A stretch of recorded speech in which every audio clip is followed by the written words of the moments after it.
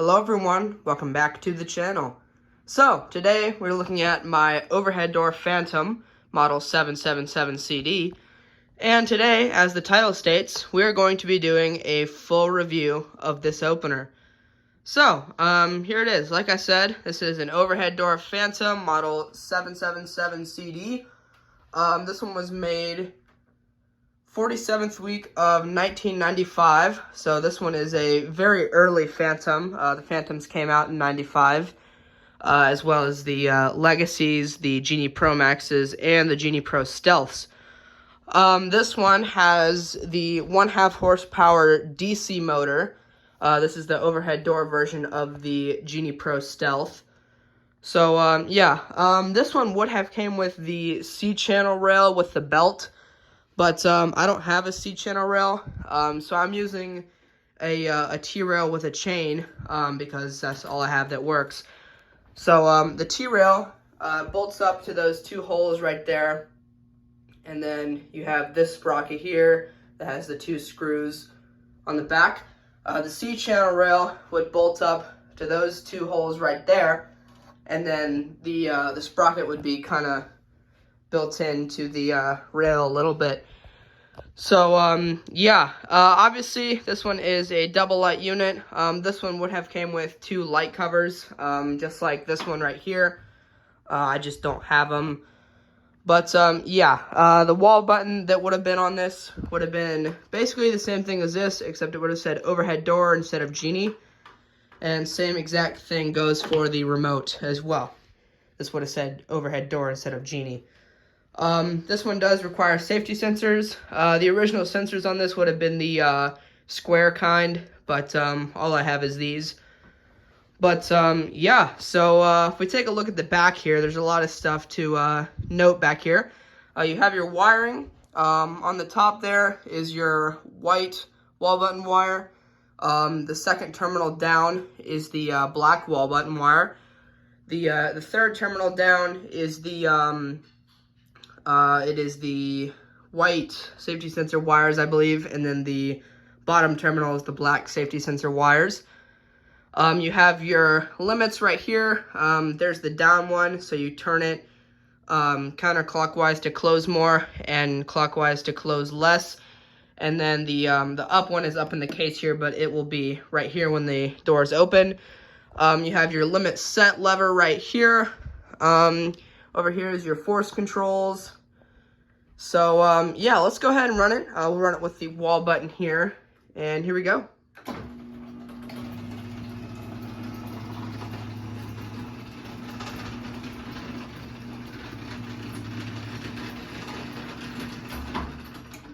Yeah, so obviously this is a very quiet unit, and it would have been even quieter on its original rail because the chain kind of makes some noise. But, we'll go ahead and run this back down.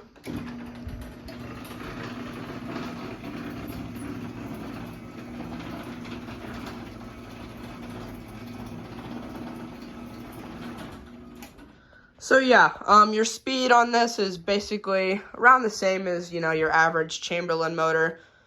So, you have, on this one, I'm not sure if the belt would have been the same. I'm pretty sure it would have been similar. You have your idler pulley up here, and then you have a bolt sticking out. You turn that clockwise to tighten the chain and counterclockwise to loosen. It moves this pulley back and forth, and that tensions your chain. This one is the chain drive trolley, but the belt one is basically the same. You can pull it down and out to disconnect. And then if it's out like that, it will slide through the inner slide. The inner slide on the belt rail looks a little different, but slides through. And then when you pull it back, it will attach back to the rail. So, anyway, let's go ahead and run this again. Let's see. I do have the remote in my pocket here. We'll run it from back here.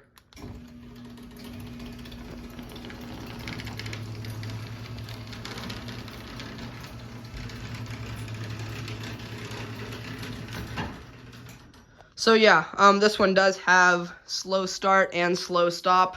It starts out slower, and then it goes into normal speed, and then right before the end it slows down. That is controlled by, there's two micro switches in here. I don't know if you can kind of see them. I don't think you really can very well. Yeah, I don't know. But there's two switches. One switch tells the motor to go into slow speed, and then the other switch tells the motor to stop. So, the case here kind of comes apart in pieces. To get these two side panels off, at least I'm pretty sure, I haven't taken this apart, but I'm pretty sure it's just the same as this opener. This is the overhead door Legacy. It's the AC chain drive version of this motor. But, so you have to take these 4 screws off on each side. And then you have to take off these 4 screws on these sides. And then there's 2 in the front as well. And then these 2 covers will drop off. You know, just like that. And then, to get your light lenses off, let's see here. I believe that the way the light lenses work, these are the light lens screws. I don't know if you have to take those out, but to get this back panel off, you have to take these 4 silver screws out. At least I'm pretty sure that that's how it works. I'm not 100% sure, but yeah. Anyway, we'll go ahead and give it a top view of this as well. Grab the remote again. All right, here it goes.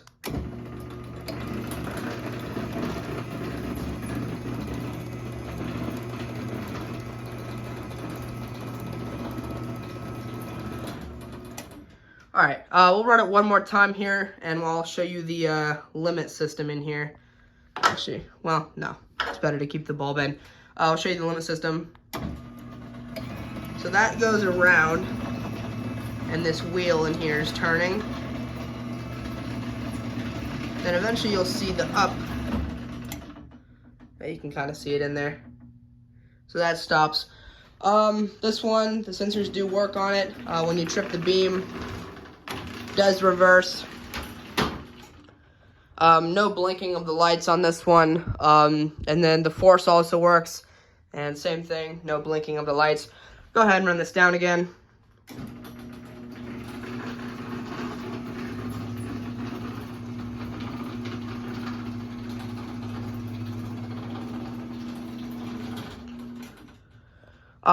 Yeah, so overall, I think I've pretty much covered everything, as far as the review goes.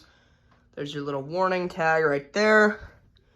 The light lenses that would have been on this, for the back, it's just these 2 screws on the bottom, and then there would have been 2 screws up here to attach onto, and then up here, there would be, let's see, I don't know if these are the light lens screws here or not, but there would be 2 screws up here that would hold the light lens on as well.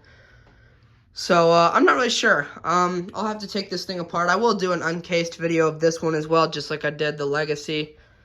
But yeah, we'll go ahead and run this one more time. I'll run it from over here to start.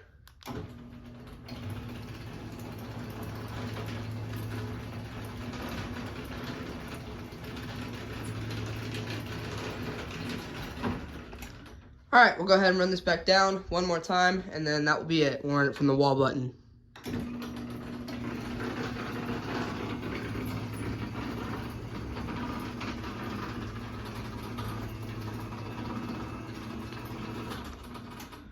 So yeah, there you go. That's pretty much it. Review of the overhead door Phantom model 777 CD. Also, the wall button that this would have came with also has the lock feature. So if you do that, turns off your lights, and now it won't respond to the remote controls. And this one, actually, it won't even respond to the button if the opener is down. I'm not sure about the up, but yeah. So anyway, there you go. That's a review of the overhead door Phantom. So yeah, there you go. Thank you guys so much for watching. Comment, like, and subscribe, and I'll see you in the next video. Peace.